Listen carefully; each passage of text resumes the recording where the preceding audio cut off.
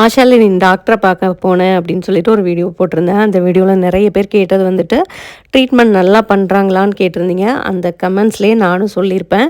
எனக்கு ஓரளவு க்யூர் ஆச்சு அப்படின்னு தான் சொல்லியிருப்பேன். ஏன்னா அவங்க கொடுத்த மெடிசனோட எக்ஸ்ட்ரா அவங்க பண்ண சொன்னதையும் நான் வந்து ஃபாலோ பண்ணேன். ஸோ அதனால எனக்கு நல்ல சேஞ்சஸ் தெரிஞ்சுது. அதை தான் நான் அந்த கமெண்ட்ஸ்லையும் சொல்லியிருப்பேன்.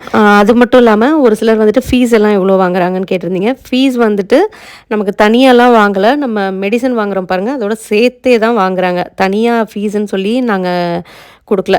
ஸோ அதையுமே வந்து சொல்லியிருப்பேன். அதெல்லாம் பார்த்தாங்களா என்னன்னு தெரில. ஒருத்தவங்க வந்துட்டு கேட்டிருந்தாங்க, ஆஷா லெனின் வீடியோ போட சொல்லிட்டு உங்களுக்கு ஃப்ரீயாக ட்ரீட்மெண்ட் பண்ணாங்களா அப்படின்னு சொல்லி கேட்டிருந்தாங்க.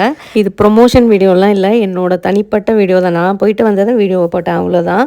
நாங்கள் பே பண்ணி தான் ட்ரீட்மெண்ட் பண்ணோம். பெரிய ட்ரீட்மெண்ட்லாம் கிடையாதுங்க. மந்த்லி சைக்கிள் வந்துட்டு எனக்கு 1 இயராக இர்ரெகுலராக இருந்தது. அதை சரி பண்ணுறதுக்காக போனதான் எனக்கு அது வந்து சரியாயிடுச்சு.